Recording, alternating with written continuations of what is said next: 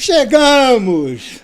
Mais um dia feliz, mais um dia ao lado da Renata, dos meus convidados. Hoje é uma pessoa muito especial. Nesse banco que não é o meu, mas um dia vai ser marcado como o banco do podcast do Carlos Alberto. É verdade. E olha, pessoal, a gente está gostando muito de fazer o podcast, tá? Então não esqueçam de se inscrever no nosso canal, ativar o sininho, compartilhar, curtir. É toda segunda-feira, às 20 horas, que a gente está aqui, né, amor? Rindo bastante, recebendo vários convidados aí especiais. E eu tenho certeza que vocês vão gostar de acompanhar, tá bom? E logo mais, o superchat que vai aparecer aí para vocês. Vocês vão ver. Né, Falou amor? tudo? Não, tem um monte de coisa para falar ainda. Bom, gente, existe alguma coisa no ser humano que não dá o porquê. Eu conheci esse meu convidado de uma maneira assim, ele foi para fazer um dia o programa, acho que há 10 anos. E há uma afinidade entre nós enorme. Enorme. Não é que eu goste mais dele, é igual a filho. Eu tenho 6 filhos, gosto igual dos 6. Mas tem um que gosta de mim de uma forma, outro gosta de outro. Mas o amor é o mesmo. Então, eu, quando fiz a primeira, vamos chamar de entrevista, no outro podcast que eu fazia, no podcast que eu fazia, eu queria começar com ele. Porque ele, além de ser meu amigo, eu tenho a impressão que nós já nos conhecíamos em outras vidas. E eu, então, com a cara de pau, pedi para que ele viesse novamente, implorando para não contar tanta piada pesada como contou da outra vez, meu amigo, meu colega, meu filho, meu irmão, Matheus Ceará. Estamos aqui mais uma vez. Pod é nosso. Falei disso. Falou e disse. Vamos rir. Vamos rir, vamos dar risada, como a gente faz toda quarta-feira na gravação, que eu chego, o Carlos Alberto fala, hoje eu quero rir. Eu falo, como é que eu vou fazer o Carlos Alberto rir de novo? Mas sempre vem alguma coisa na cabeça. Deus abençoe a gente, né, Carlos Alberto? É verdade. Porque sempre tem uma coisinha. Sempre acontece uma coisinha. Semana passada ela me chamou em casa de velho do Rio. Eu caí nas nele de contar pra ele. Não pode contar nada, Matheus. Não pode. Eu falei pra ele, né? Tu falou que eu falei pra tu falar? Foi quando ela te chamar de velho do Rio, eu chamei ela de Maria Bruaca. Então, né? Isso já aconteceu. Mas eu não cortei, não. Isso já aconteceu e eu já cortei. Aí, ó. Já ficou bravo. Fiquei Cadê? Eu posso ser aquele velho caduco lá.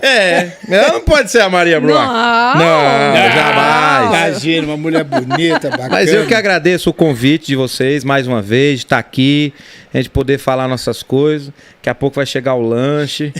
Que eu vim pelo lanche, né? Não tem, aqui nós é pobre. Vamos pedir uma pizza, né? iFood, tem que patrocinar o Carlos Alberto aqui, iFood. Vocês patrocinam todo mundo, manda comida no meio. Já tô pedindo um patrocínio pra vocês aí, ó. Tá ótimo. E você não trouxe o filtro, né? Que é a Bianca. O filtro ficou em casa. Hoje tá sem filtro nenhum, zero. Tá vendo? Hoje eu tô no susto aqui pra ver o que vai rolar. Então seja tudo que Deus quiser. E aí, né? Eu quero falar que tem uma surpresinha aqui, que hoje, Matheus, vai ser a vingança. Vixe, Maria, o que eu fiz? Hoje vai ser a vingança. Hoje você vai ficar do lado de cá e o Carlos Alberto do lado de lá. O quê? Como assim?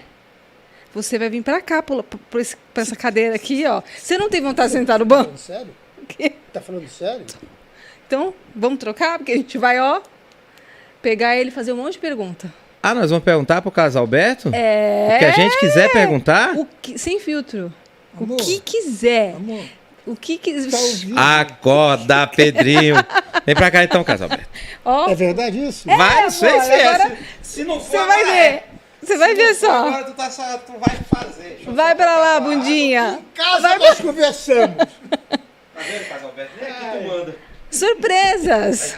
Surpresas. Mas o que é, Renata? Me explica que eu preciso Não, entender. porque assim, né? Você conhece bastante coisa da vida do Carlos Conheço Alberto. bastante história. Mesmo antes de trabalhar com o Carlos Alberto, você, né, era fã e também acompanhava a história dele. Eu né? não vou pelo bacalhau defumado, eu vou pelas histórias.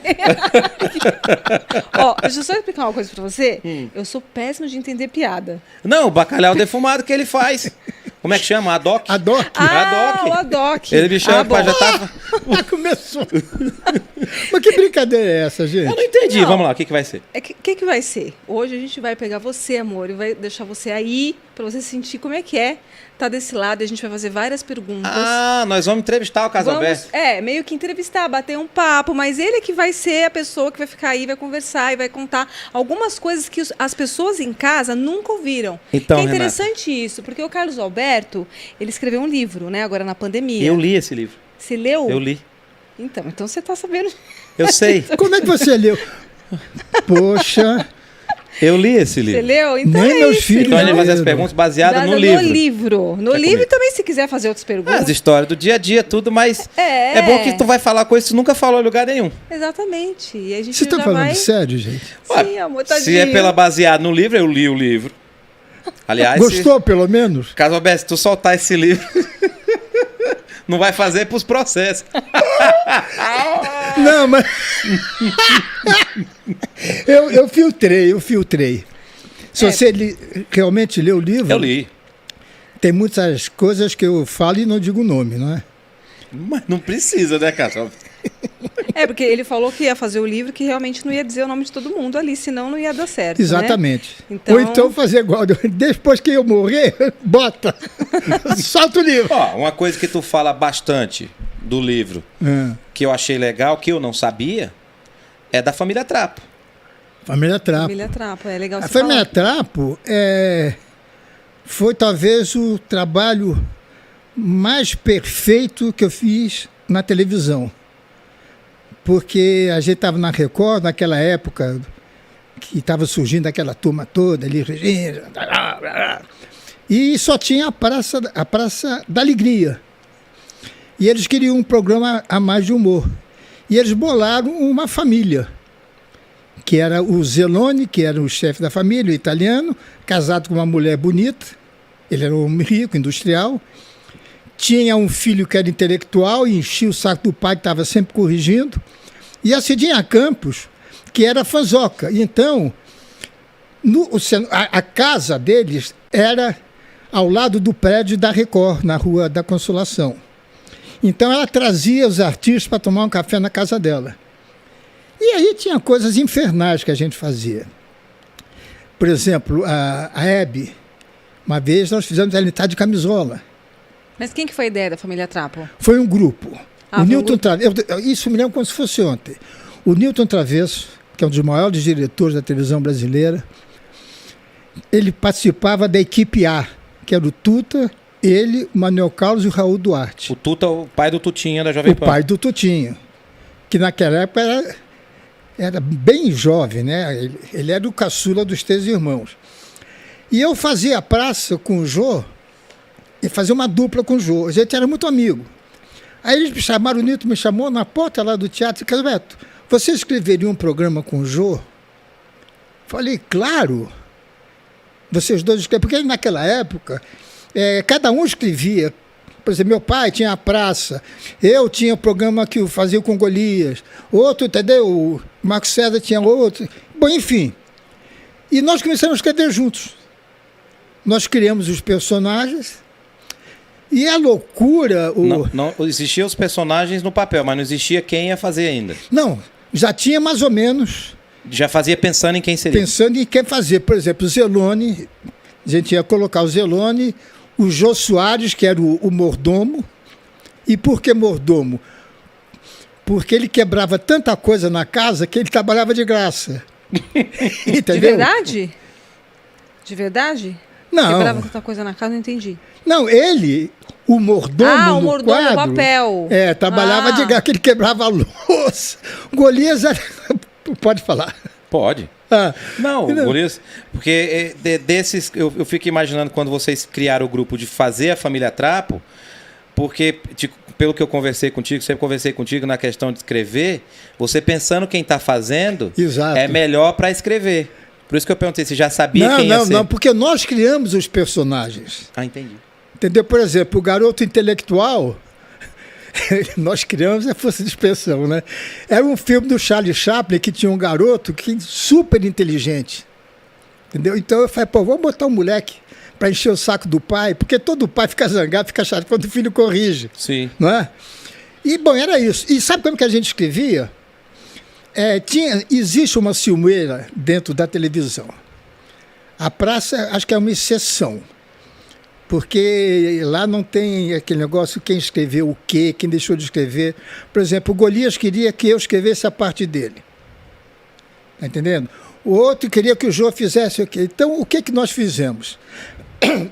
Nós compramos 2 máquinas que tinham saído da época, aquelas máquinas eletrônicas. Sei. Aquela da IBM, que tinha aquela rodinha. Tinha uma bolinha. Aquela bolinha. E eu ia para casa do Jô, é coisa de louco. Eu ia para casa dele na segunda-feira e a gente fazia a sinopse. E dividia em números pares. De 1 a 10, de 1 a 12. 1, entra Zelone fazendo isso, 2, Golias, a gente fazia a história. Quando a gente acabava a história, a gente escolhia. Disse, olha, Jô, eu vou ficar com 1, 2, o 5 e o 9. Eu ia para minha casa, escrevia, o Jô ficava na casa dele, escrevia. Conta a história, já falando que o Jô escrevia, onde o Jô escrevia. Isso eu acho sensacional. Sim. O Jô... Foi bom. O Jô pesava uns 160, 170, ele era enorme. Ele não podia ficar sentado muito tempo. E você montar um programa, deu horas, a gente levava horas. 8, 10 horas, bolando. Então tinha uma banheira, essas antigas, com pé de pata de leão, sabe qual é que é? Sei, aquelas de louça que tem o pezinho assim. Isso. E o Jô forrava com almofadas e ficava sentadão. E eu escrevendo e ele falando. Ele falava e você escrevia. A gente, vamos fazer isso assim, assim. Porque ele não podia falar e escrever, então eu escrevia. Né? Aí a gente dividia, eu ia para... Olha a loucura. Vamos supor que eu tinha que terminar algum assunto para entrar o texto do Jô em seguida. Vamos supor que fossem 4 páginas. Sim. A última linha da página 4 tinha que ter ligação para a primeira linha da página 5 continuar. Isso é uma coisa de louco. Não entendi. Repete aí. Vamos supor que eu tenha o 1. A página 1. A página 1. Eu vou escrever. Eu vou falar sobre um cachorro que fugiu, sei o quê, paraná, né? O cachorro desapareceu. Aí eu vou até uma certa parte. O número 2, achar o cachorro na rua.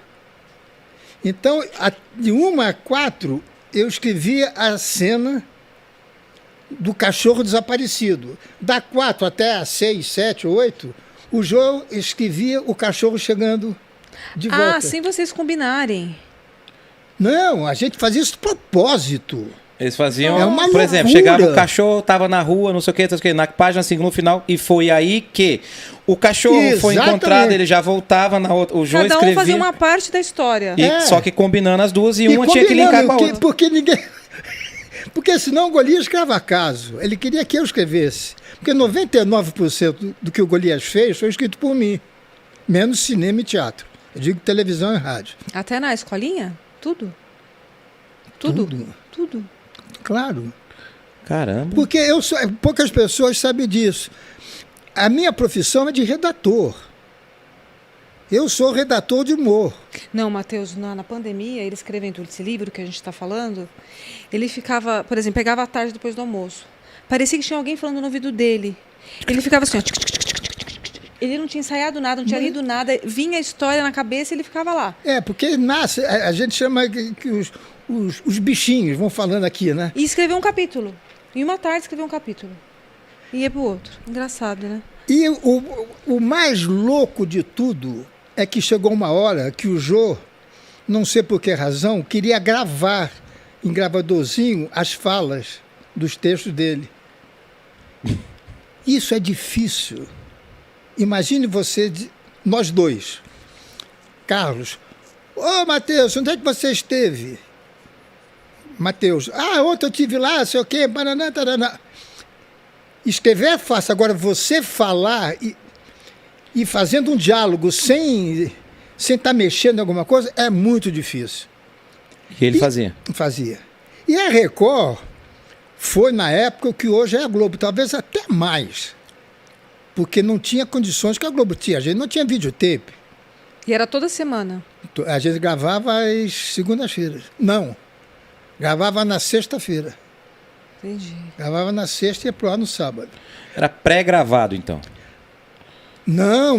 Você não podia. Você gravava, já tinha videotape nessa época, só que não podia cortar. Porque as fitas custavam caríssimo. Eram caras aquelas fitas. Aí aconteceu uma coisa interessante. Uma coisa puxa a outra. O que é essa? Qual é essa Não, eu fui levantar a mão, meti a mão no negócio que deu até choque. Aí a Record começou a ter incêndios na Record. Pegou fogo primeiro lá perto do aeroporto, depois pegou na Consolação. Depois... É que o pastor tem costume de gritar queima, né? Então, cara, os salários da gente começaram a atrasar. Foi uma fase muito difícil da minha vida, porque eu ganhava muito bem. Olha, a Família TAP fazia tanto sucesso que no primeiro ano, eu e o Jô tivemos 3 aumentos em um ano. Oh. E a praça faz sucesso assim, não faz? É. Só que não tem aumento há mais de 12. Não tem reajuste. E a gente passava situações terríveis, porque eram 2, 3, 4 meses sem pagar. É nessa época aí que vem a história da agência de publicidade? Isso, exatamente. Olha, ele leu. Decorou, hein? hein? Meu Deus. Eu li um pedacinho ali que foi interessante. Eu tinha que estar. Mas Também. é só contar. É que essas histórias, por exemplo, as histórias do livro, só para abrir um parênteses assim, às vezes, o Carlos Alberto sentar e falar é uma aula. Às vezes ele senta ali, às vezes, no sofá, fica de um lado do outro, quando eu vou na casa de vocês, ele fica falando horas e eu fico ouvindo e realmente fantasiando aquilo, a história, tudo. Quando ele conta a história de cortar a fita e não tinha videotape, que tinha que fazer os programas ao vivo em cada estado que eles viajavam. Então, tipo assim, eu lembro isso aí tudo. Fora o que já tá no livro, né? Mas a gente não recebia, cara. E era uma coisa ridícula, que eu tinha... Eu sempre gostei de carro, né? Eu tinha uma Mercedes e tinha uma Veraneio com motorista para os meus filhos, indo para a escola, lá para casa. Às vezes não podia sair porque não tinha dinheiro para botar gasolina. Quando a Record atrasou. Não, atrasou durante anos. Então, e vocês continuaram fazendo a Família TAP? O artista tem, né? Ele se dá realmente. Sim. E aconteceu coisa gozada. Um grande colega, pena que você não conheceu, Durval de Souza. Ele ria da própria desgraça. Porque tinha muito merchandising. Tinha muito... Tinha muita...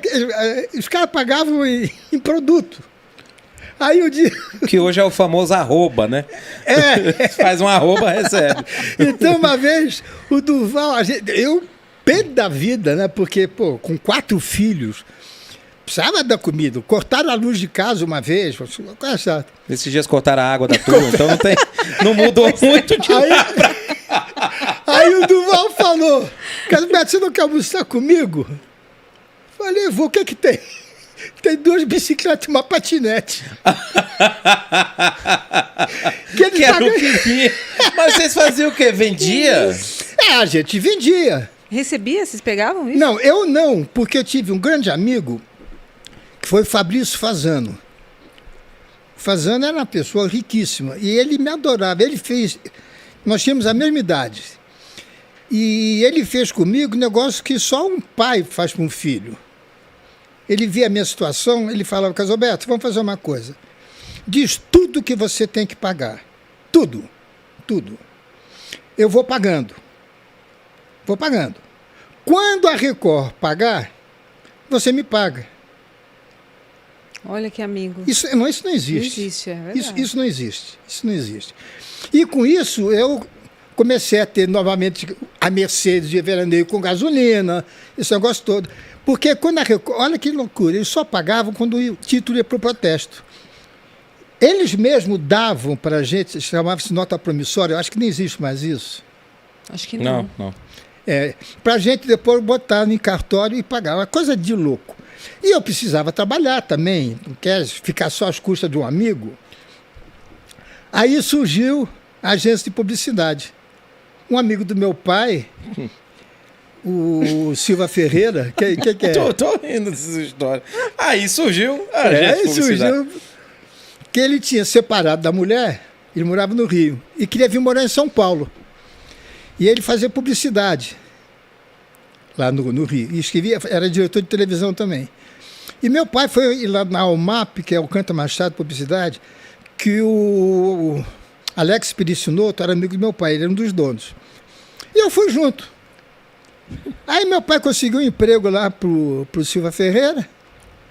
Aí eu vi e falei, pô, acho que eu sei fazer isso. Se eu escrevo humor, eu posso escrever também publicidade. Aí, sem meu pai saber, eu voltei no dia seguinte para falar com o Alex. Falei, ó, eu estou numa merda que faz gosto. Aí contei a minha vida para ele. Eu preciso de um dinheiro, eu preciso trabalhar, cara. Quer trabalhar e receber. E receber, não bicicleta e patinete. Ele diz, faz uma coisa, fica aí um mês, que depois eu acerto com você. Tá bom. Aí no dia seguinte eu fui buscar o Silva Ferreira na casa do meu pai, que ele estava lá, e fomos para a agência. E o Silva estava cuidando da papelada dele lá, ele foi ao Rio. No dia que, logo depois da UMAP, ele foi para o Rio para acertar as coisas dele, mudança. E ele me deixou sozinho na agência. Aí me chamaram, vamos fazer um boneco. Falei, porra, aí chegou comida, aí você reclamou. Aí, ó, dia clareando. Bota aqui. Foi no meio, né? É, quer? Não, obrigado. Fazer um boneco. Eu não podia dizer que não sabia o que era boneco. Aí nos reunimos e sabe, o publicitário, naquela época já era cabeludo, andava mal vestido, Sabe sandália. por que na casa de publicitário não tem campainha? Não. Porque ele gosta de ser aplaudido.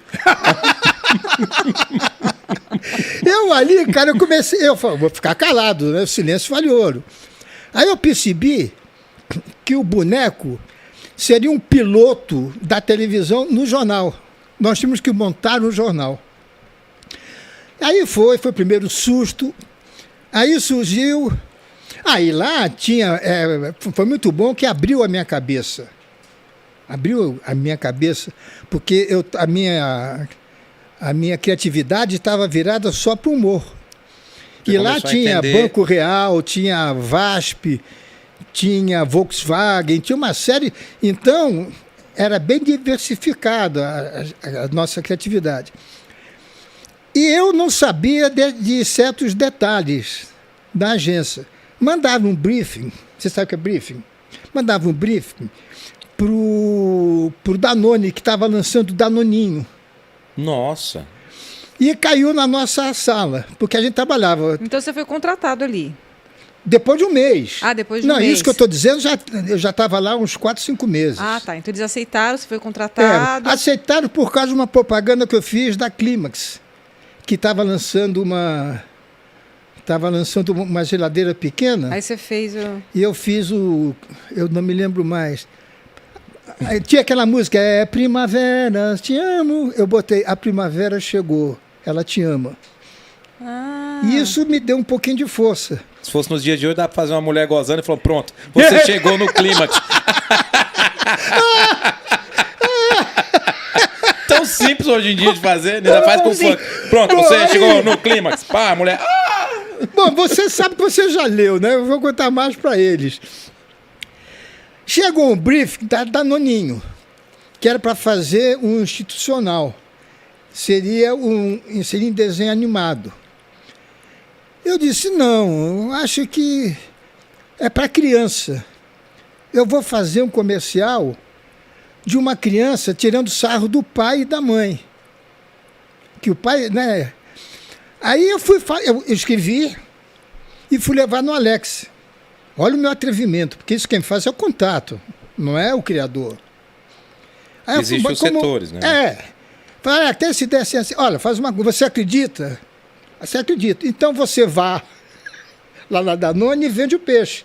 Você vai com contato. E eu cheguei lá e falei, olha, eu vou fazer um filme de uma criança que está com a mãe no supermercado e escolhe um Danoninho.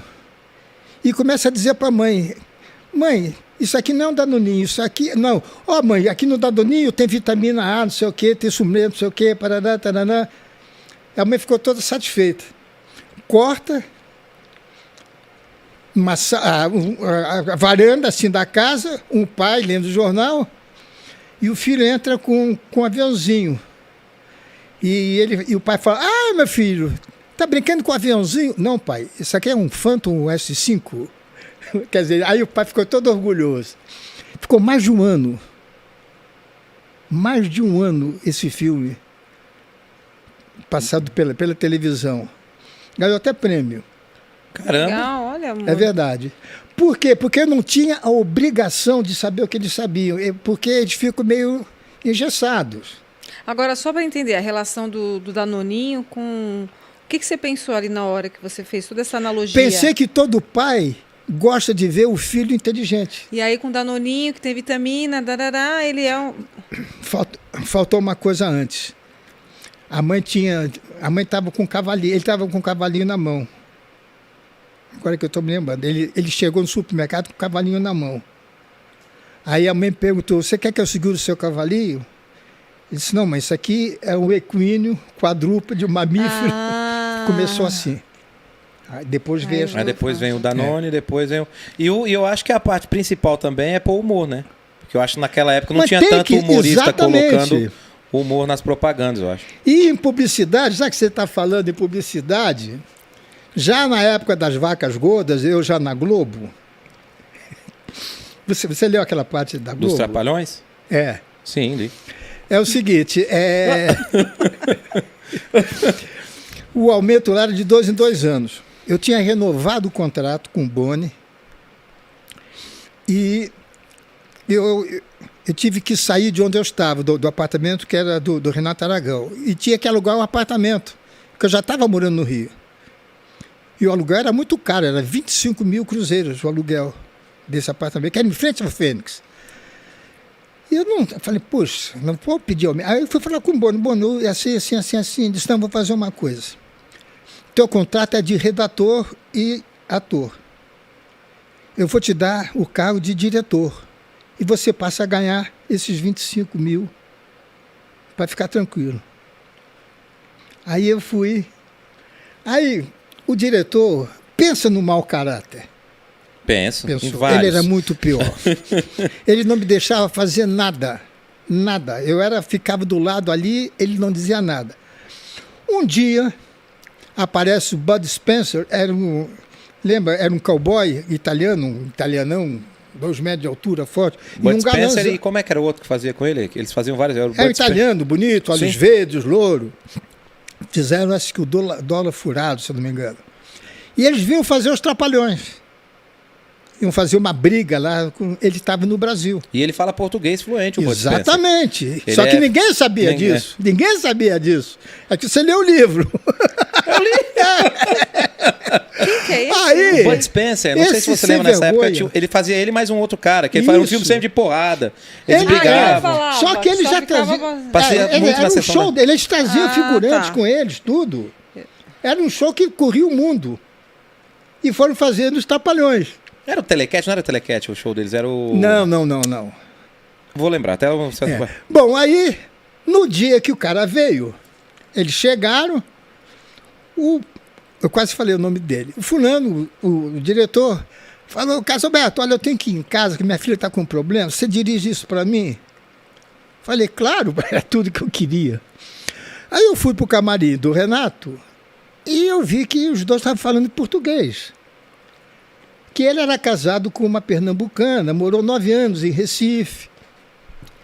Aí ele falou para mim: "Ó, Carlos Alberto, não tem problema nenhum. A briga é isso, assim, aqui tem que fazer assim. É só isso. Tá bom? Vamos gravar." Eu entrei na suíte. Única coisa que eu fiz, apertar o botão e falar: "Gravando." Aí teve a briga, valeu!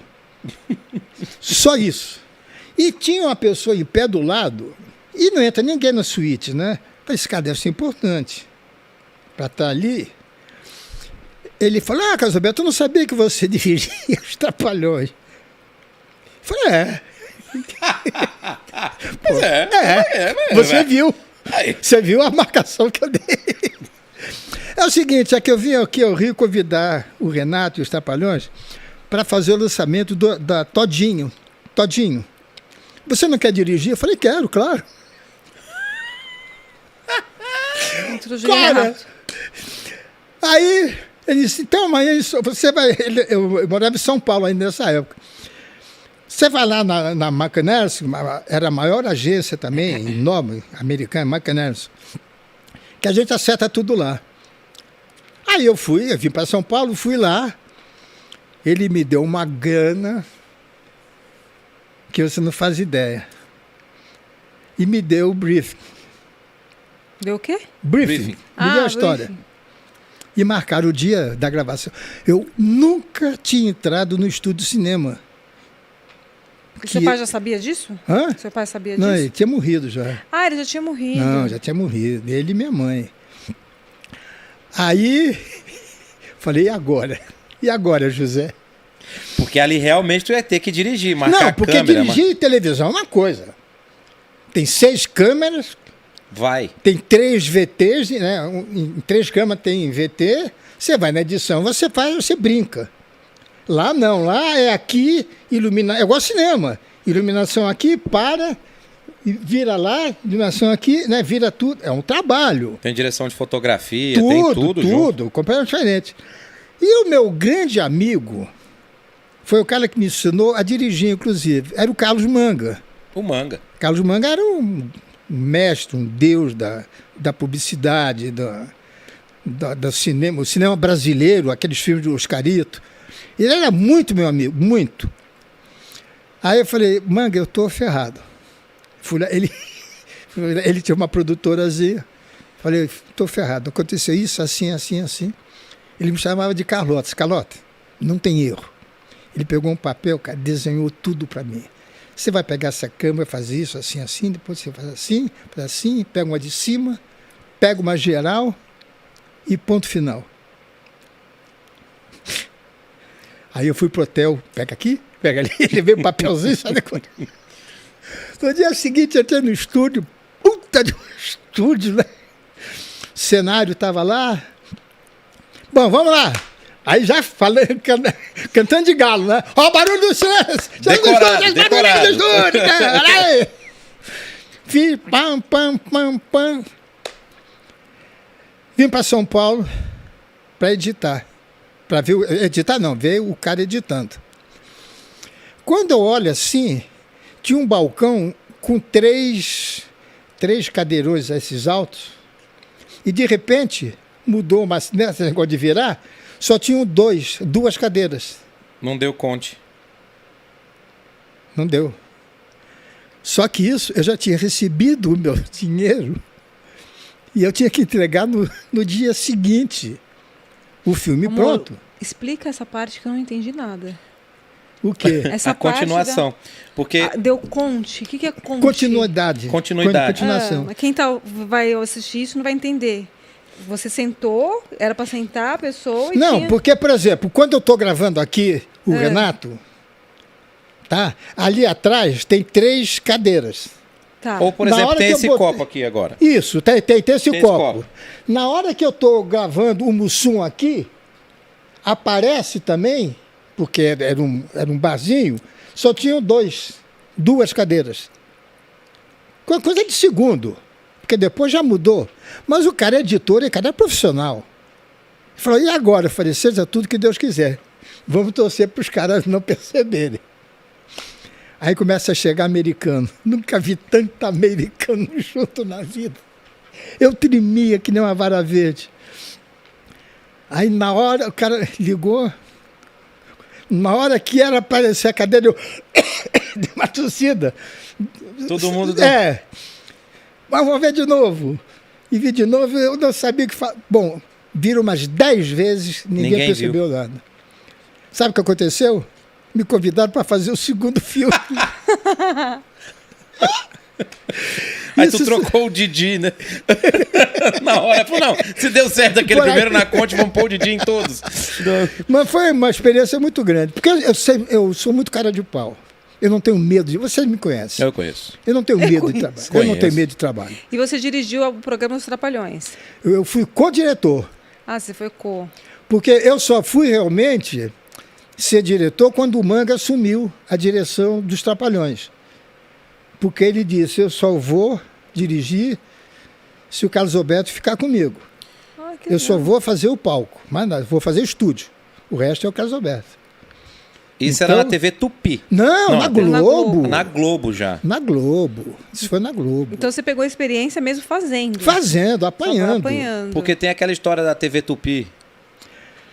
A Tupi foi a saída, a do nossa fracasso saída. Ah, Tupi do Rio! Do Rio, do fracasso que teve. Gente, foi o maior fracasso Tem lactose, eu acho. que eu vi na minha vida. O meu pai era muito famoso. Nossa. A Praça da Alegria, lá no Rio de Janeiro, parava. Estava na década de 90, 95, era uma loucura.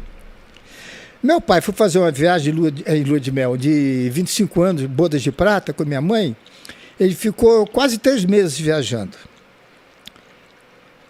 Bom, quando ele voltou, ele recebeu uma proposta da Tupi para a gente ir para a praça fazer na Tupi do Rio, lá na Urca.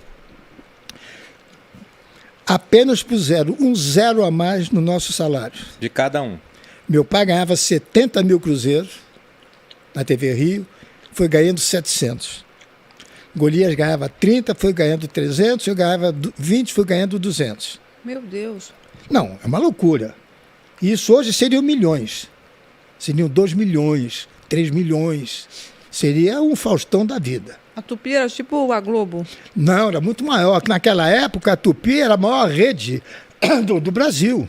Mas só pra tirar uma dúvida aqui. Nessa época, a praça, antes de ir pra Tupi, era só local no Rio de Janeiro. No Rio de Janeiro? Não, tinha em São Paulo. Só que como não tinha videotape, Vocês iam fazer. a gente ia fazer. Eu preciso beber água, gente. É isso que eu falei no começo, quando eu falei de ir fazer, é que a transmissão ao vivo, por mais que fosse ao vivo, ou se fosse o videotape, que seria, não tinha a gravação, eles se deslocavam, saíam, por exemplo, do Rio de Janeiro para fazer a praça em São Paulo, para atender as duas praças. Não existia a rede ainda. A rede, quem tinha a maior rede, era a TV Tupi Rio. Exatamente. A Tupi tinha, a rede do Brasil inteiro, a única. A Globo tinha só aqui São Paulo, Belo Horizonte. Mas isso você está falando antes dos Trapalhões. Antes. Antes dos Trapalhões. Antes dos Trapalhões, que seu pai apresentava. Antes. E isso foi em 1960. 1961. Que ano? Eu nasci em 84. 84? 84. Isso foi em 1961. Cara, nós fomos para Tupi, fomos recebidos da maneira mais gelada que você possa imaginar, porque era um insulto o nosso salário. Era um insulto. Então, a praça caiu, porque só fomos nós 3. Meu pai, Golias e eu. Depois nós conseguimos levar Canarinho, tentamos levar a Zilda Cardoso. Foi nós, no começo eram só nós, porque a gente queria aproveitar os comediantes da Tupi, que era isso que eles queriam. Criou Só um programa de humor novo. Sabe aquele negócio de jogador de futebol que chega ganhando milhões? O cara, não, ele que corra. Eu não vou, ele que entra em bola dividida. Fizeram isso com a gente. Então, cara, a gente chegava no Rio, como dói isso. A gente estava no carro, seu Nóbrega, quando é que volta a praça? A gente está sentindo uma falta da praça. O pessoal não assistia. Ninguém via. Foi uma coisa terrível. E a gente não tinha como rescindir o contrato, que era muito dinheiro. Aí a Varig lançou, sabe o que é Varig? Companhia Aérea. Foi um orgulho, depois da Paner do Brasil, foi a Varig, foi a companhia aérea brasileira. A Varig foi lançar o Boeing 707. E meu pai tinha ganho 2 passagens, para ele e para minha mãe. Minha mãe não quis ir, eu fui no lugar dela e nós conseguimos para o Golias ir junto. Bom, e foram várias pessoas. Na volta, o João Calmon, que era... Porque a Tupi era um condomínio, eram 25 donos. Tinham 25 emissoras. Na época o Brasil tinha 21 estados só, mas eram 25 donos. Mas quem mandava, o presidente, era o João Calmon. E ele estava no avião com meu pai e começou a conversar com meu pai. Aí meu pai falou, Calmon, nós estamos ganhando uma fortuna. Não está dando resultado nenhum. Eu estou perdendo e você está perdendo. Vamos rescindir numa boa? Ele diz, vamos. Topou. Chegamos em São Paulo, chegamos no Brasil, descemos no Rio, viemos para São Paulo. Aí a secretária do Calmon disse, olha, pode vir aqui rescindir o contrato. Fala com o Nereu. O Nereu era um cara antipático, que ele ganhava mal. Sabe aquele diretor que ganhou mal? Ele era gerente, não sei lá o quê. Então ele tinha raiva de artista, que artista ganhava bem. Então ele tratava a gente que nem cavalo. E eu não conhecia esse Nereu. A gente só sabia Nereu. Quem é o filho da puta? É o Nereu. Entendeu? Nereu, aquele que te comeu. Aquele que te comeu. E eu já era advogado. Aí eu falei, pai, faz uma procuração. Me dá uma procuração em Golias também. E eu vou sozinho levar porrada lá do Nereu, né? Falar. Bom, e eu fui sozinho pro Rio. Cheguei lá na Urca. Fui na sala do Nereu e a mesa do Nereu estava vazia. E tinha um senhor sentado na outra mesa. Eu falei, olha, é o seguinte, eu vim aqui trazer. Eu vim trazer a procuração. A procuração. Que vergonha, meu Deus. A procuração, nossa. Porque ainda bem que aquele filho da puta não tá aqui. Do Nereu, que puta chata, vai encher meu saco. O cara disse, o Nereu sou eu. Nossa. Ah, meu Deus. A sorte que ele já tinha assinado. Cara, que situação que eu passei, rapaz. Tu xingou o cara na cara dele. Na cara dele. E era um senhor, rapaz. Ah, ele não tá vendo, então tá... Não, já morreu. Deve estar dentro do inferno. Mas já queriam sair mesmo, então? A gente ia sair. Já e saiu. voltamos para Tupi, o Manga nos levou de volta. E aí começou uma outra fase novamente na TV Rio. A praça voltou a ter... Com o elenco original. vamos dizer. Original, Walter Dávila, Conheci Leandro, essa turma toda. Rogério Cardoso. O Rogério era aqui de São Paulo. No caso, a praça é nossa. Praça da Alegria. Praça da Alegria. Nessa época era Praça da Alegria. A Praça da Alegria começou, amor, em 57. Tá. Em 57. Que foi... Foi com meu pai até ele morrer em 76. E ficou esse tempo... E a Praça quase da 20 anos Alegria, ele ficou. e a Praça da Alegria... Quase 20 anos ele ficou. Mas 57, teve umas paradinhas, ficou 14 anos com ele. 14 anos com ele. E a Praça da Alegria ficou sempre... em que canal? Em que emissora? Em vários, porque foi teve uma em época vários. na Record que, como eles não pagavam, o meu pai começou a fazer a Praça da Alegria em Curitiba. Porque eram tudo TVs locais. Tudo, Era tudo de TVs locais. local. Então ele não concorria com a TV de lá. Porque era uma TV de lá. Então ele fazia a Praça da Alegria em Curitiba. Não tinha contrato. Hã? Não tinha contrato fixo. Não, porque o contato era local. Porque não havia rede. Não havia rede. Não tem a TV de Alphaville? Isso. Você assiste? Ela é uma TV local. É. Não é? Isso. É como se ele fizesse a praça ali. Entendi. Pra Barueri. TV Barueri, né? Não sei se chama. Como se TV estivesse ali. Alphaville, Aí tinha várias TVs de Barueri no Brasil inteiro. Que aí você poderia vender o produto, no caso era do seu pai, Exato. né? A praça era dele. Para você ter uma ideia, em 1964,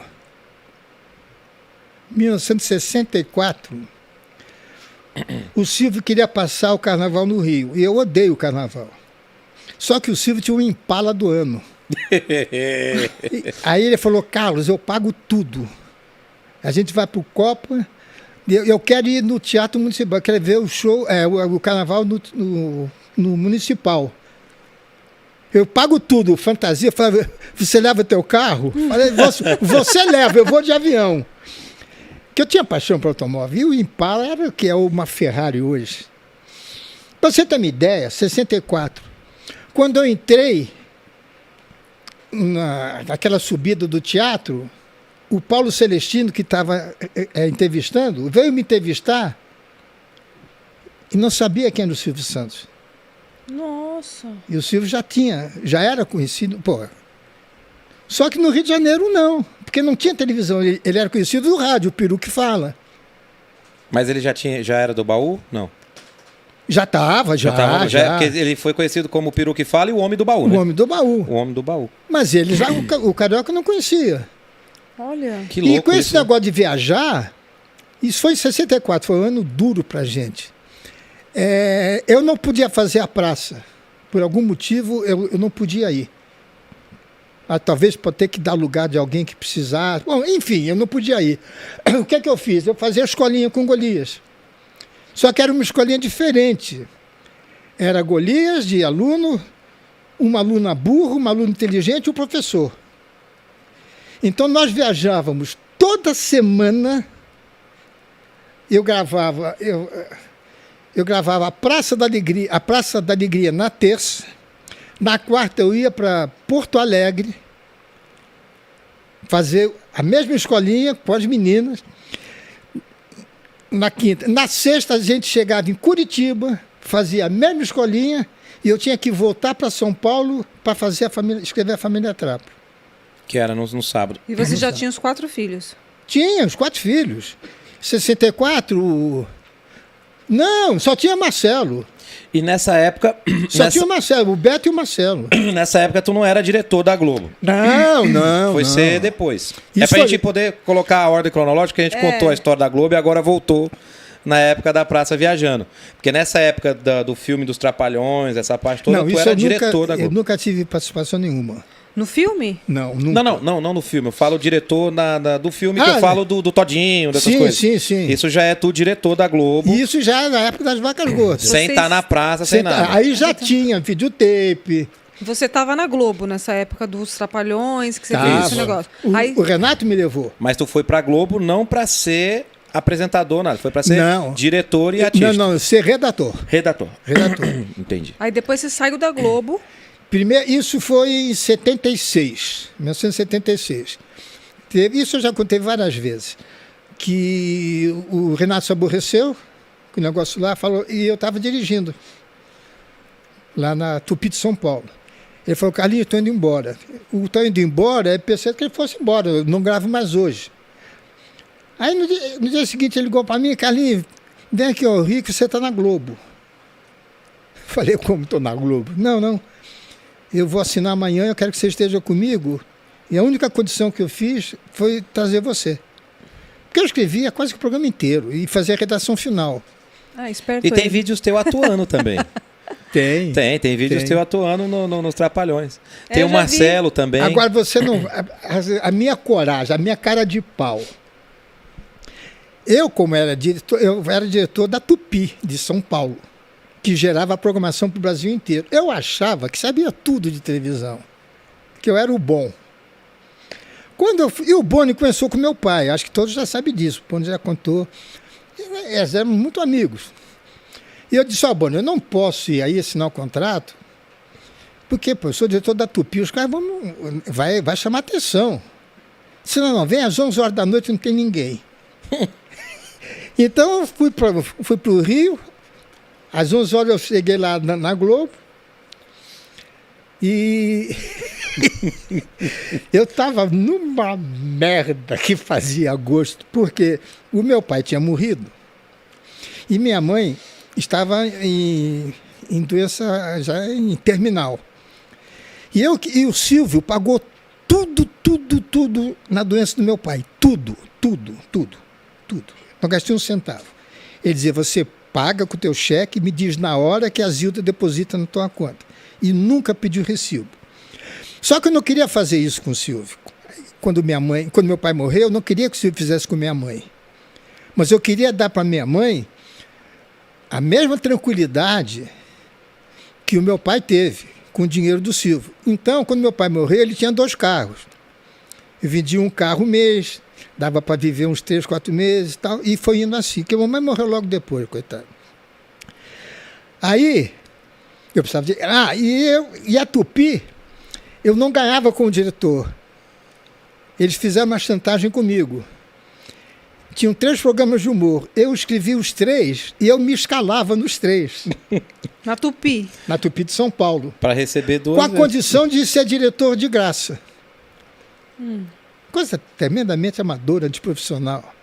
Só que eu precisava de ganhar R$ 1.500. Eu precisava desse dinheiro.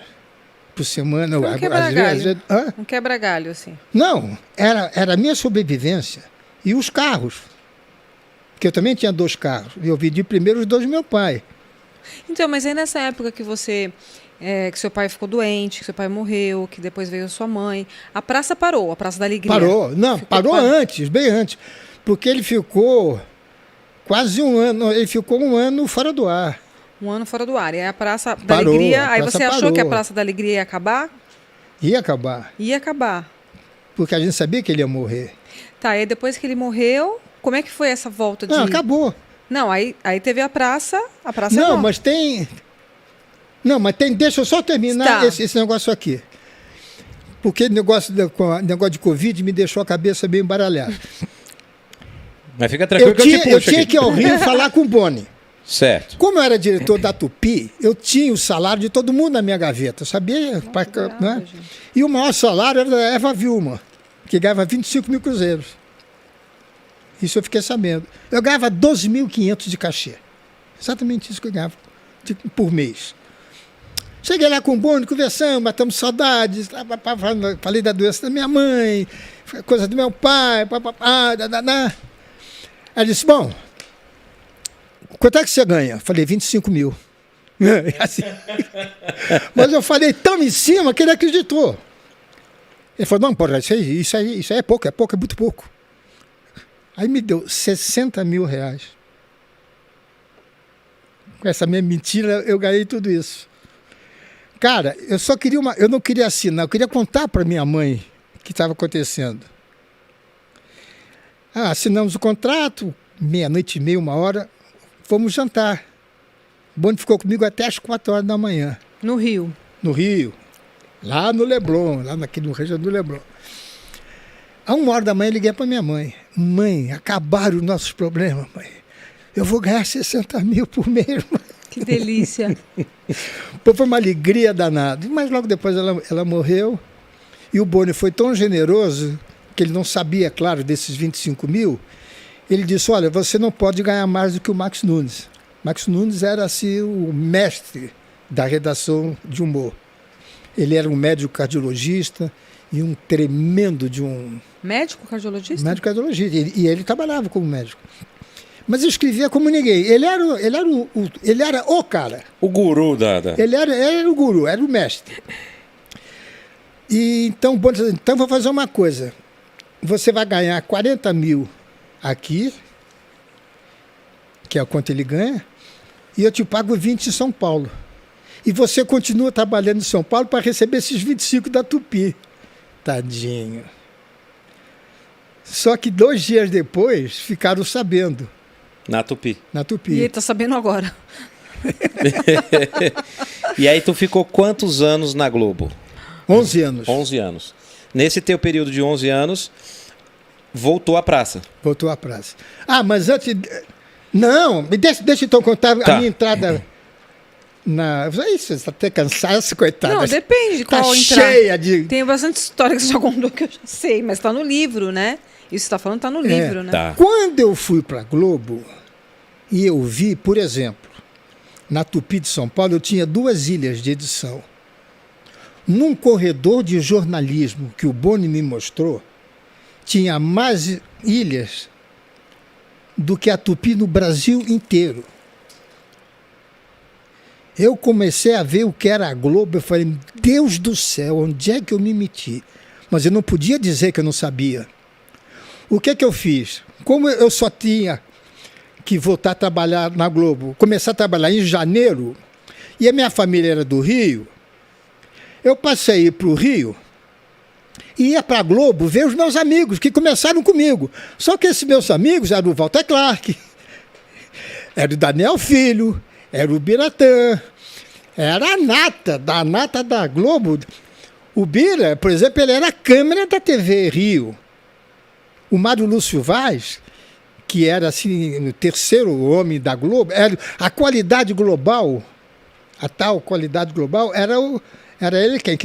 Globo, né? Padrão Globo. Era o Mário Lúcio.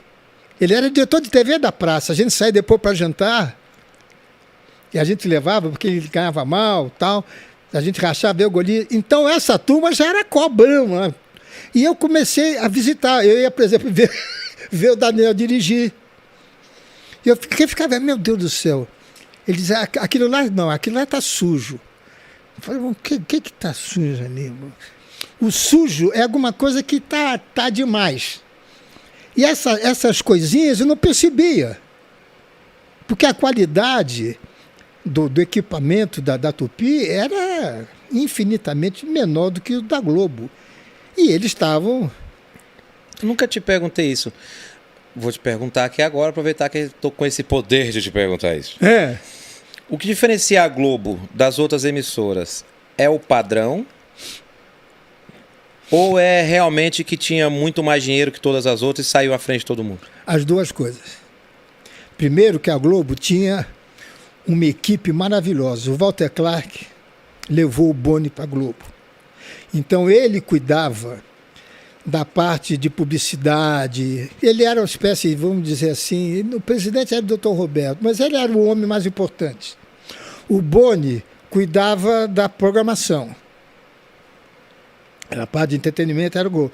E o Wallach, que era o americano, cuidava do dinheiro.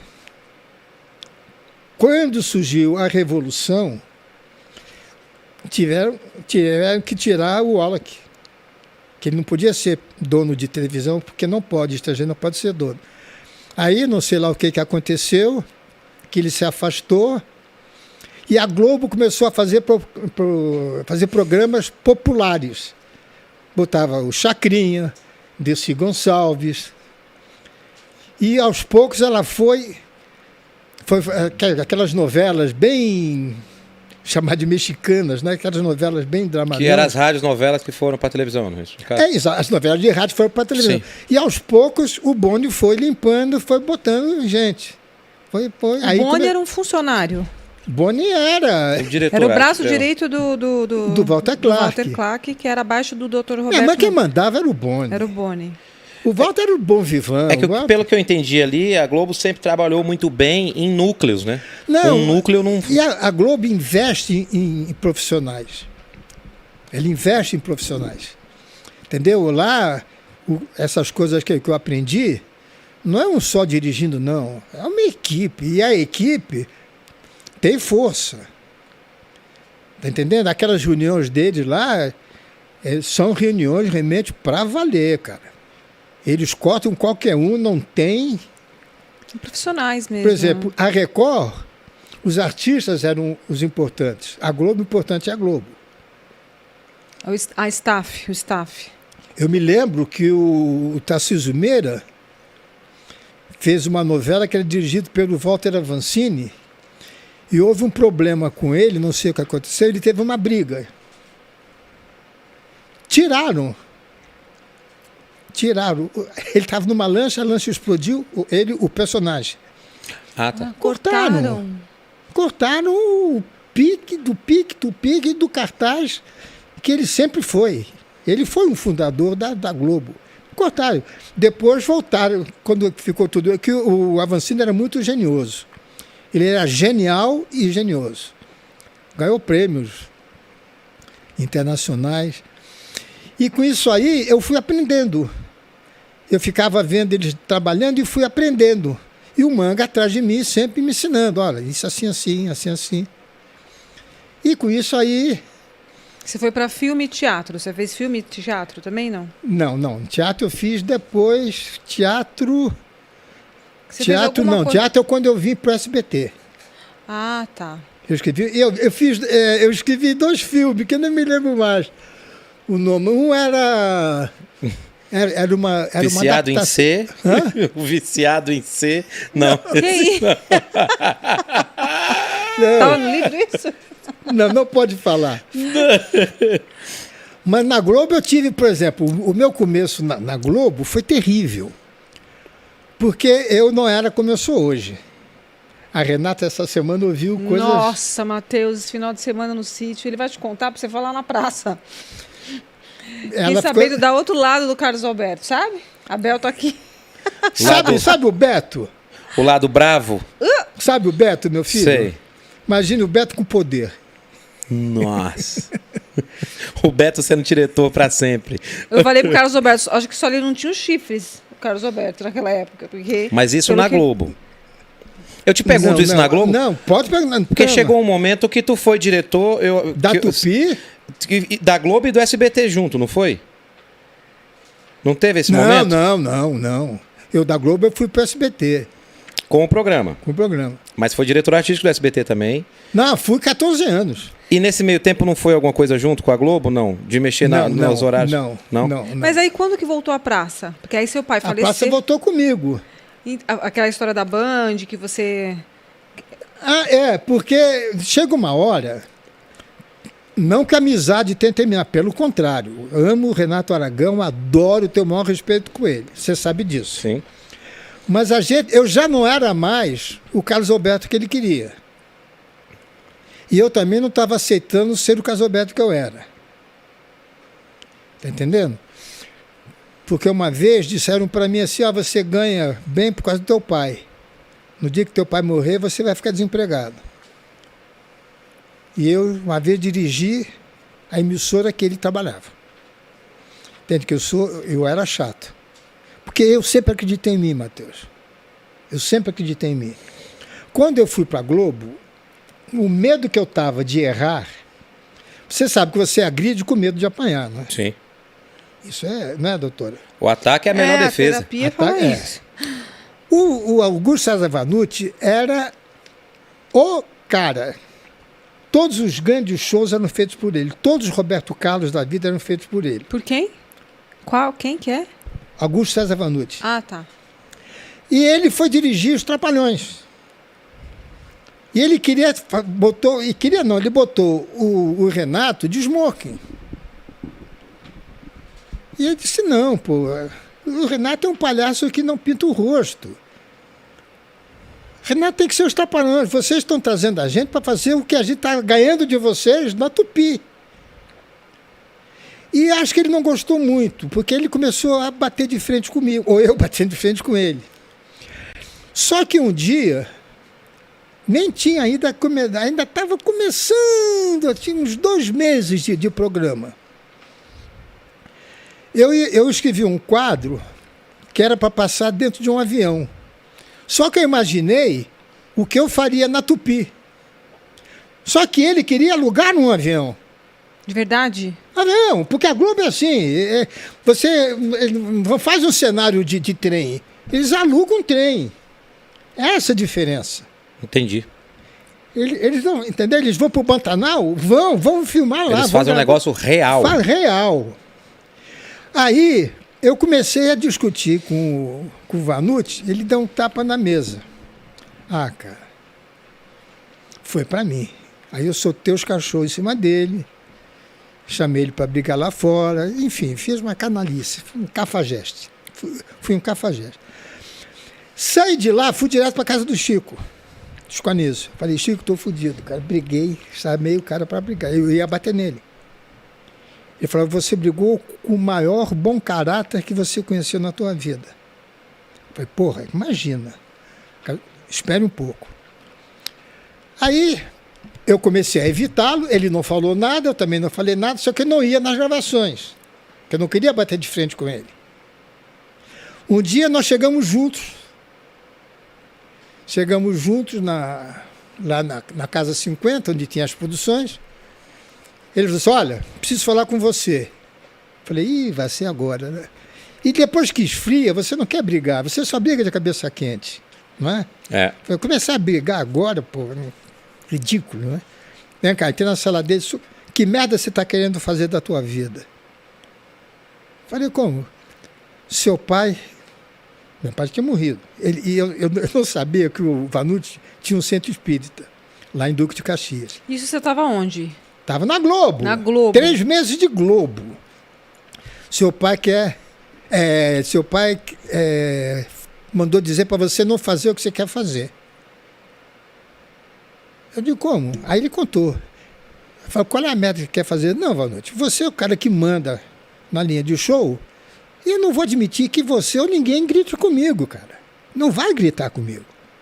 Então, para você não me mandar embora, eu vou essa semana pedir demissão e vou voltar para Alcântara Machado, vou voltar para São Paulo, vou ser advogado novamente, mas aqui eu não fico, cara, não vou ouvir grito de ninguém. Eu até menti, falei, eu não grito com os outros, como é que eu grito? Até menti. Mas eu não podia falar isso. Né? Bom, resultado. Foi o melhor ser humano que eu conheci na Rede Globo Televisão. Porque minha mãe morreu, ele me levava toda semana no centro.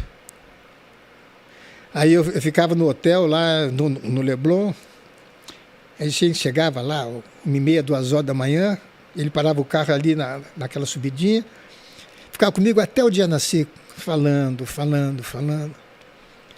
E ele se tirou do programa e falou para mim, escolhe quem você quer que dirija. E eu botei o Adriano Stuart, que era filho do Walter Stuart, que foi o primeiro comediante da televisão O brasileira. programa que você fala é Os Trapalhões. Os Trapalhões. Trapalhões. Então você vê que cara maravilhoso que ele era. E tu sempre teve a praça na tua mão? Sempre. A praça sempre foi tua? Não, na época da Globo, eu achava que seria. Tá. Eu tinha quase...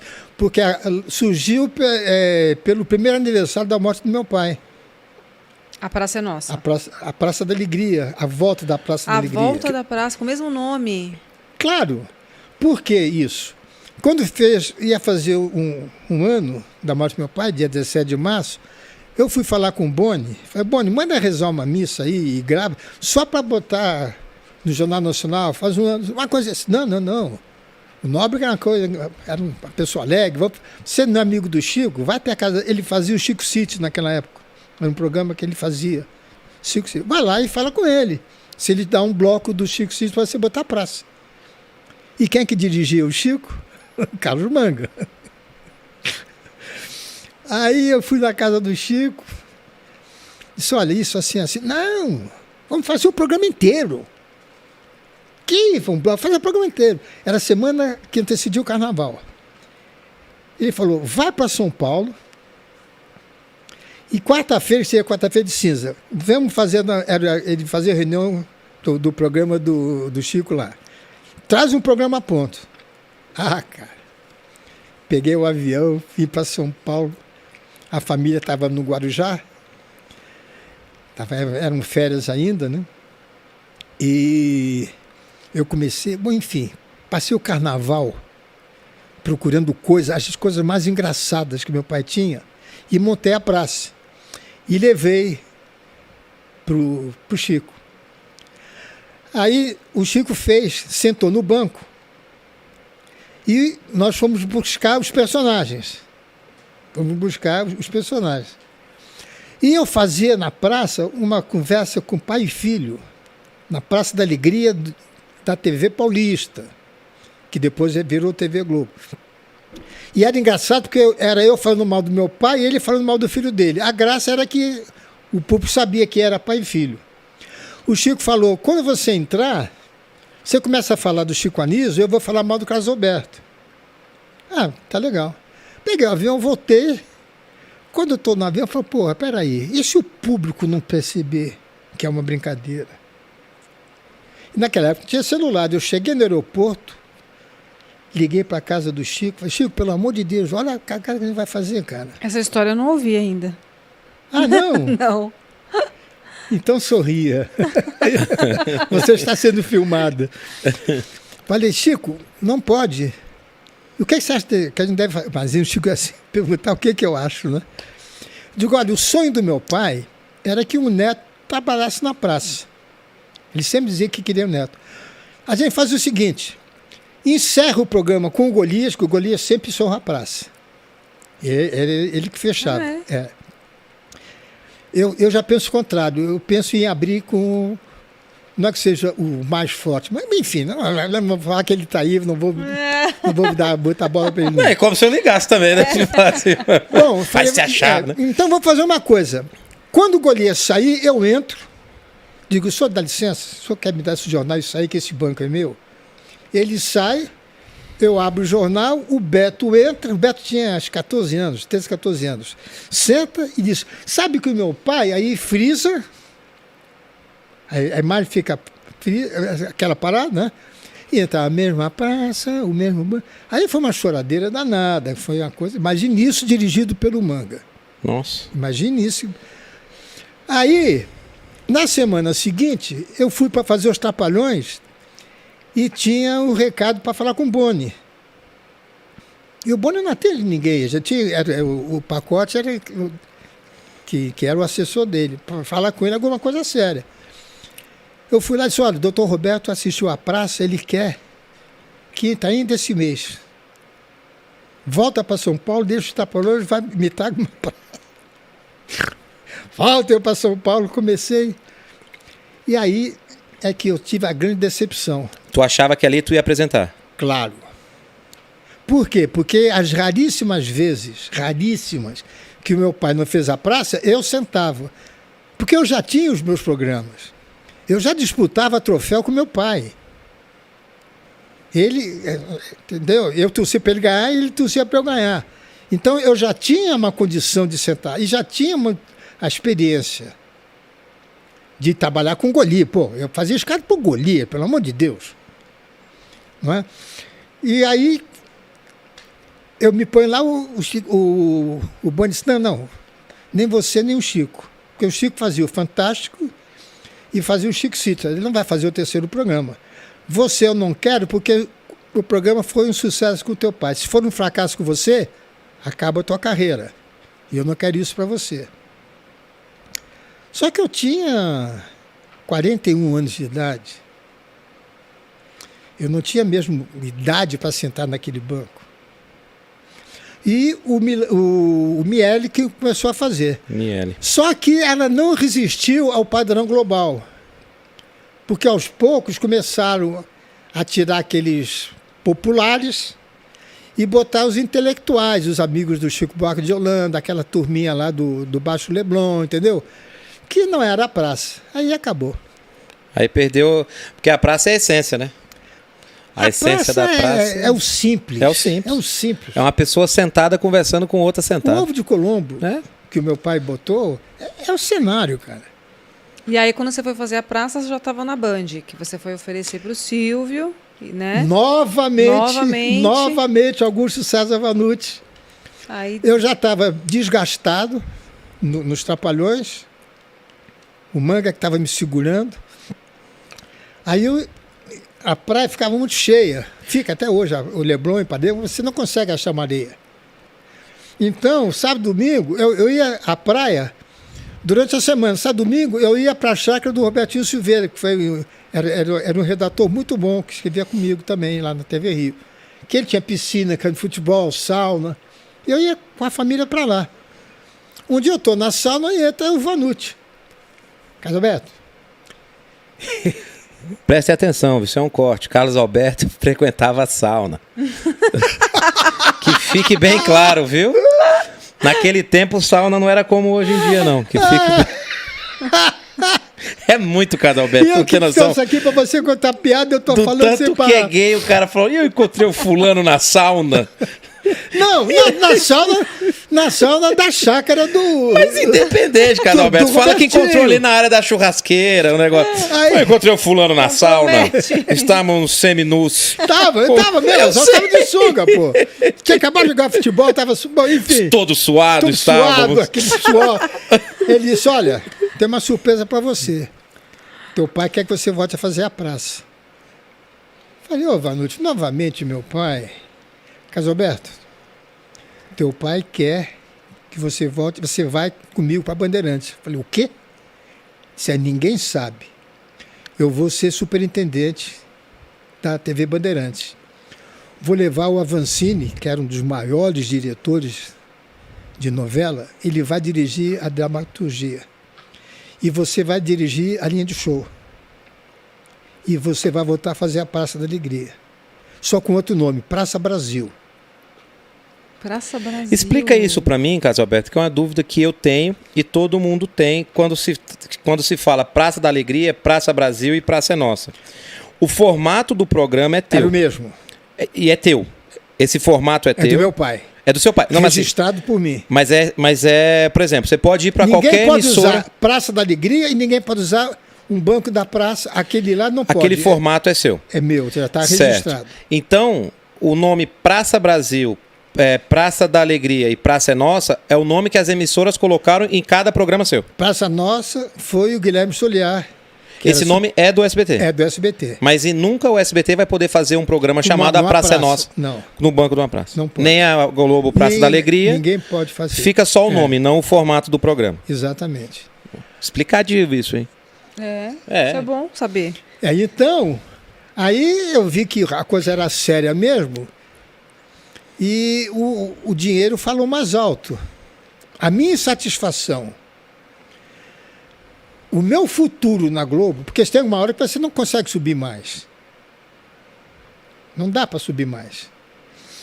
Então, o meu negócio era sair. Ou ter o seu programa ali Ou dentro. ser mais um dos redatores. Não é, pelo amor de Deus, não é demérito nenhum ser um dos redatores. Mas eu era o chefe, pô. Eu era o diretor. Eu que fazia a redação final, como eu faço a praça. Uhum. Aí eu fui falar com o Silvio. Era aniversário do Silvio, dia 12 de dezembro. Eu ia assinar no dia 13, na Bandeirante. E vim jantar com o Silvio, vim na véspera, jantei com o aniversário dele e contei. Silvio, você não quer fazer a praça no SBT?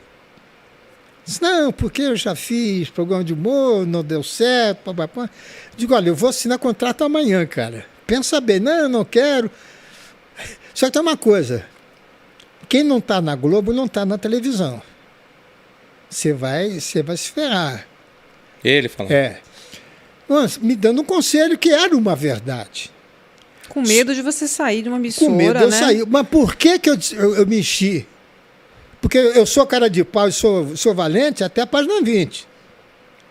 Quando eu saí, o Boni me falou, você vai ficar 3 meses sem receber, aí você volta e continua ganhando o que você ganhava. Então eu tinha uma cobertura. O Boni te deu Porque a eu não palavra. saí ali. brigado com o Renato. Eu quis sair do programa do Renato, é diferente. O Renato eu amo, adoro. E você também viu a possibilidade de voltar à praça. Porque você Só que viu a praça do Vanucci era uma praça que não era a praça nossa, O da Band também. da Band, porque era esburacada, que tinha buraco do metrô, tinha um homossexual, entendeu? Coisa que a praça não tinha, a praça do meu pai não tinha, Entendi. entendeu? Era um outro palavreado. Era a praça dos dias de hoje, né? Uma praça nos dias de hoje. A praça nos dias. Uma praça esculhambada tal. E o final, olha que tristeza, nem parece que tem coisa do Vanucci. O final de um programa de humor. E estava um menininho, falou, moço, o senhor já vai embora? Falei, por quê? Porque o senhor está usando aqui a minha cama. Nossa, mãe. Ai, Eu que saía deprê. e ele dizia, moço, cara, apaga a lua. Pô, Ai, isso que não é. triste isso. Deprê, Pô, né? Nossa, deu até uma tristeza aqui. não podia. E por isso que eu brigava com o Vanucci, porque ele pensava nos sócios que não tinha razão.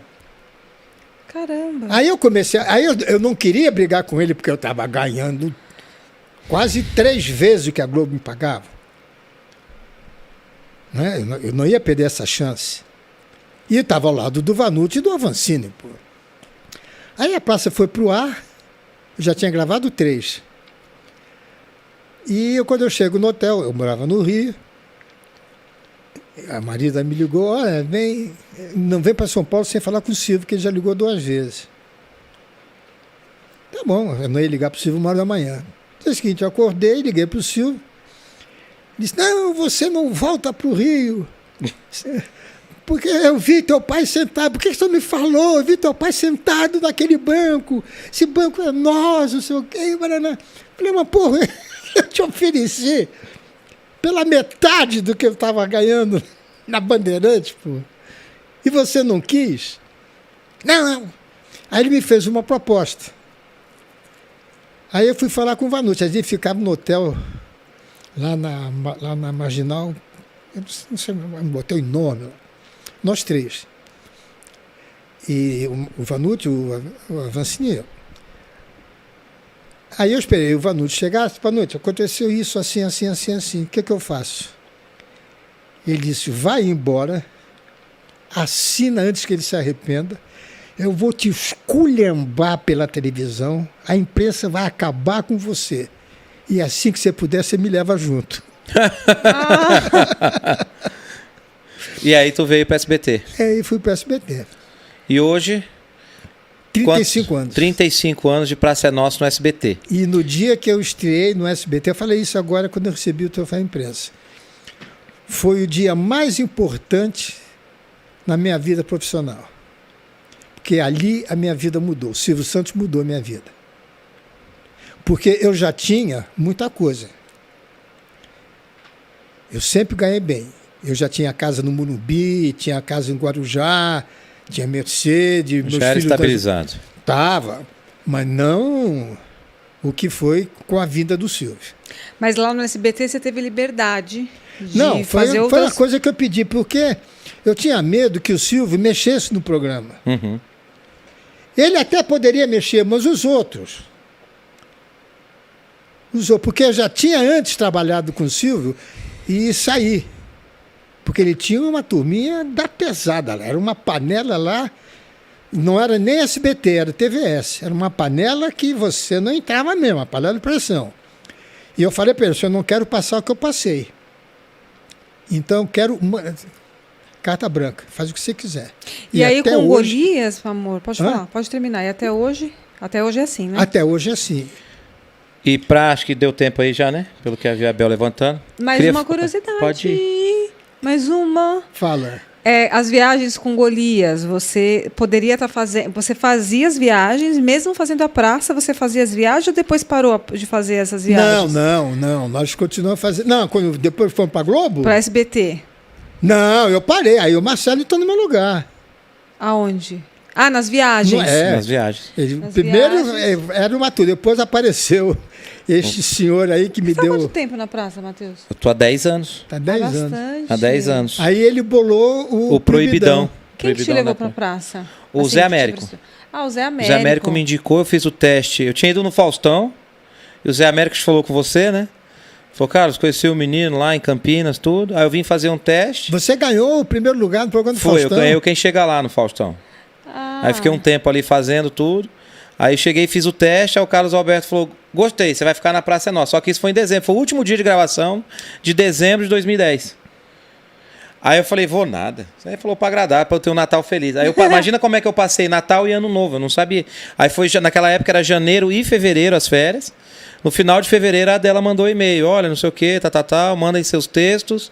E Matheus Ceará, seja bem-vindo à Praça é Nossa. Nossa. E eu tô até hoje. E para terminar, eu só posso dizer a vocês, ela sabe disso, a vocês, que eu nunca fui tão feliz na minha vida. Porque nos primeiros anos do SBT, que eu tive a maldita ideia de aceitar de ser diretor artístico, eu engoli sapo. Engoli sapo, calado, em respeito à amizade pelo Silvio. As brigas que eu tive sempre foram para defender aqueles que não podiam brigar. Você sabe disso. Sim. Eu nunca briguei por minha causa. Mas depois que aquela turminha saiu, eu nunca mais tive um minuto de chateação no SBT. Desde o Tião que levanta aquela porteira para gente... Qual é o nome disso? Que negócio a cancela. Assim? A cancela, desde ele até o Maciel, o tratamento que eu tenho é o mesmo. Eles me adoram, nunca se metem. Quando fala alguma coisa, eles dão uma volta enorme e sempre dizem, se você quiser, entendeu? Então, essa liberdade que eu tenho de poder, por exemplo, nunca ninguém perguntou, por que o Matheus não encerra o programa? Se ele encerrar o programa, você vai levantar a audiência do Danilo. Eu digo, não. Que eu tenho que abrir com um bom e com outro bom também. Mas eu me lembro que ou era você ou era o... Ou era o Gogó. Ou era o Paulinho Gogó. É. Porque os dois primeiros blocos são os blocos mais importantes, que é quando você segura a audiência. Porque depois que a Record entra com jornalismo, a Globo entra com o filme, a gente mata a pau. Agora não, claro. Depois da pandemia a coisa mudou um pouco. Mas até então a gente ganhava primeiro lugar toda hora. Agora, para poder encerrar minhas perguntas, vou te perguntar duas coisas. Eu nunca te perguntei, vou perguntar aqui, e tu vai responder para mim. Não é para responder como responder em outra entrevista, outra coisa, não. É para mim. Viu? É como se a gente estivesse conversando em qualquer outro lugar, tu vai responder para mim isso aqui. Um é de vida pessoal e o outro é de vida do trabalho. A pergunta pessoal que eu te pergunto é: o que mais tu sente falta na tua vida? Do Golias. Artístico? Do assim, Golias. De trabalhar junto. Do Golias. Do Golias. Do Golias. Sem dúvida alguma. Isso que nós temos, imagine todos os dias. É uma vida, né? É uma vida. É uma vida. O Golias me ensinou a gostar de sítio, de gostar de mato. Eu era de praia, pô, tinha lancha, eu esquiava. Hoje eu amo meu sítio. Que horas que eu estou contente? No sítio. Lá é o meu ponto seguro. O Golias me ensinou a importância da água, da chuva, a humildade. Isso eu aprendi com Golias. Que ele foi um gênio e era super simples. Nunca vi Golias falar mal de um colega, cara. Uma vez eu era diretor, falei: Golias, a gente vai te dar um aumento. O Silvio já autorizou um aumento para você. Só que você não vai fazer comigo, vai fazer com o Luciano, que era acima de mim, é superintendente. Você pede tanto que é isso que o Silvio sugeriu. Aí, há pouco, ele votou, ele disse assim: não, mas eu não quis um aumento. Eu falei: por quê? Eu falei para ele o seguinte: esse dinheiro do aumento dá para os outros que estão ganhando menos, estão precisando. Então, porra. E tu me comparou uma vez a isso aí, que uma vez eu fiz isso, que tu quis aumentar. E eu já fiz isso também. Ele quis aumentar uma vez meu salário, eu não sabia dessa história, e ele quis aumentar meu salário. Eu falei: cara, aumenta o do Ceguinho e do Duca, dos meninos que estão vindo do Rio para cá trabalhar, e eles estão vindo de ônibus ao invés de vir de avião, as coisas, e não peguei naquela época o aumento. E eu já fiz isso também. Eu já tirei do meu para segurar alguns colegas nossos. Aproveitando aqui, você acha que o Matheus... Ele já vai fazer a segunda pergunta dele. O Matheus, ele é, assim, claro que cada um tem a sua personalidade, mas o Matheus é um segundo Golias? Sabe como é que eu vou responder? Eu gostaria muito que Deus desse para o Matheus que o Golias foi para mim. Desce para o Marcelo? Que desse o Matheus, que o Matheus fosse para o Marcelo o que o Golias foi para mim. Então isso encaixa na outra pergunta que eu ia te fazer. Tu responder para mim. Como que vai ser o futuro da praça? O que eu gostaria? É triste que eu vou falar. Eu queria morrer fazendo a praça. Eu não vejo a praça sem mim. Quem vai sentar, se acontecer alguma coisa, só Deus é que sabe, é o Marcelo. Por direito. E ele está há 30 anos fazendo show com você, e vocês mesmos dizem que ele está, né, que ninguém sente minha falta no show, ninguém pergunta para mim no show. Mas eu gostaria de morrer trabalhando. E vou te perguntar isso abertamente, como você me pergunta: se tu morrer, tu preferia que a praça acabasse ali, junto? Gostaria. Porque é um peso para o Marcelo imenso. Ser neto do Manuel de Nóbrega, que você já não se lembra, mas ele sabe quem foi o avô dele. A história que eu, graças a Deus, consegui fazer,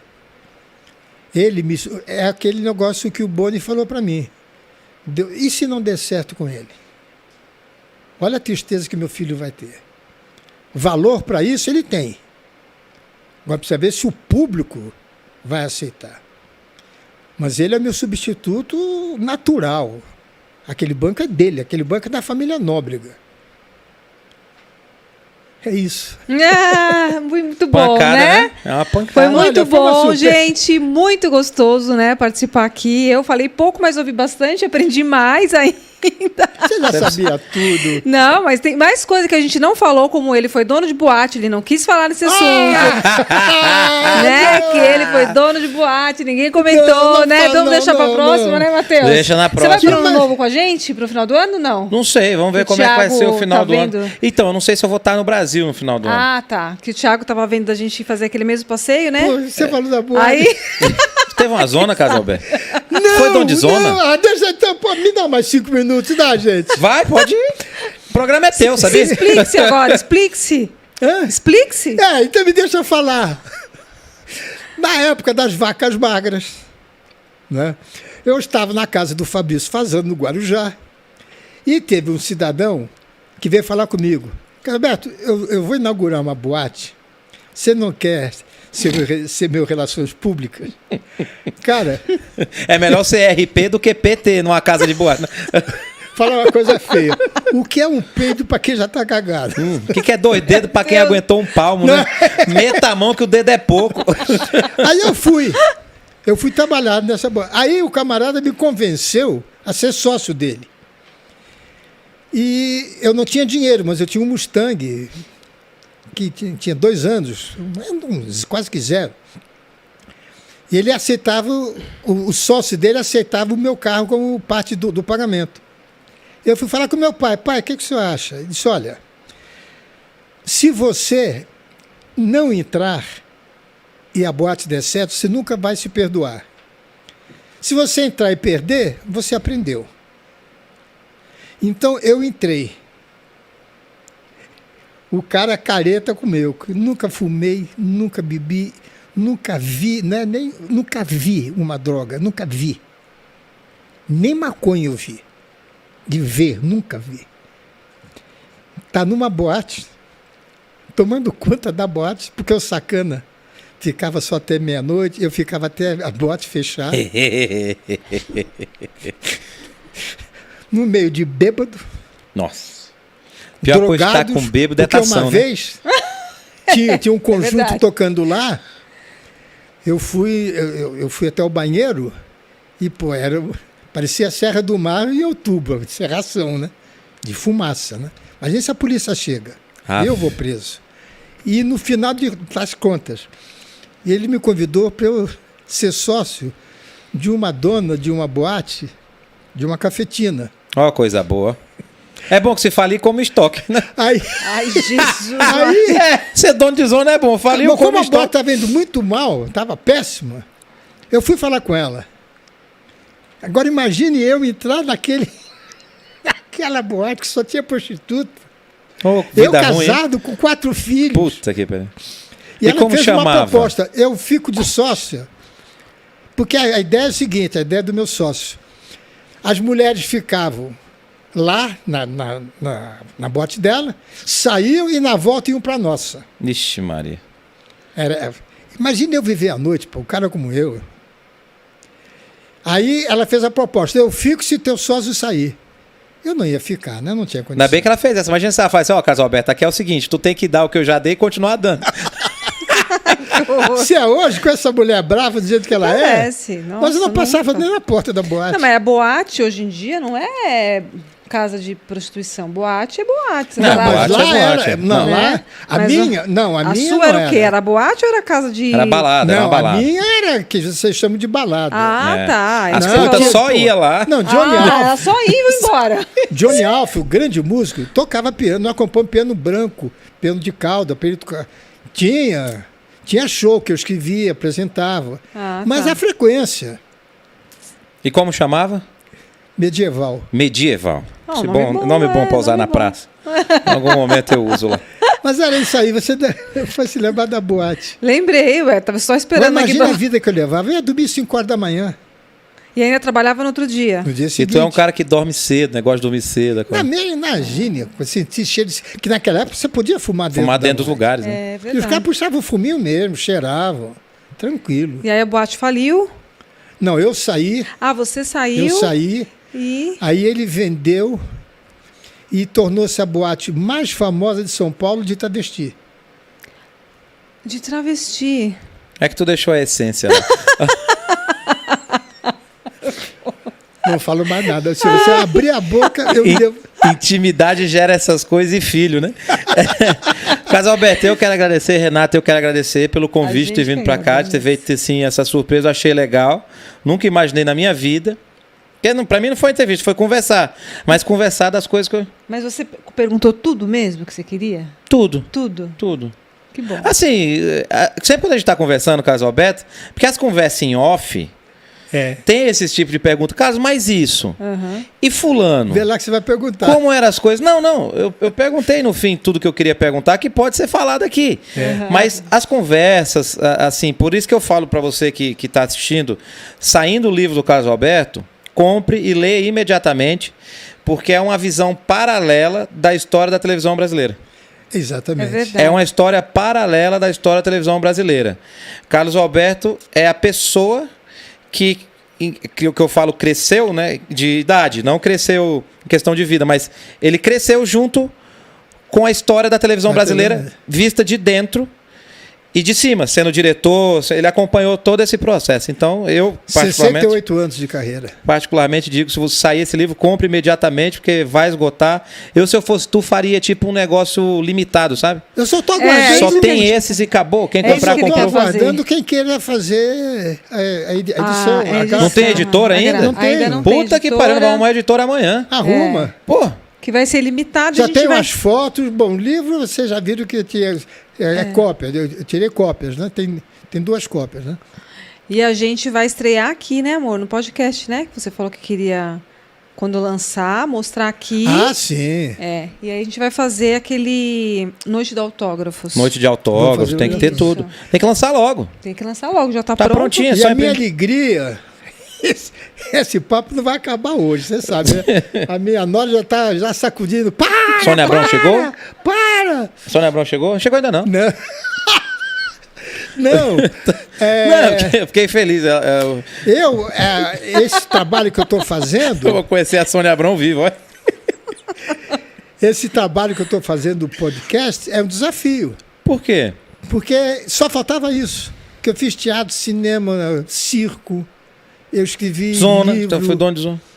Fui dono de... Olha, vai sair corte. Carlos Alberto, dono de Zona. Dono de Zona, né? Não, eu saí antes de ser.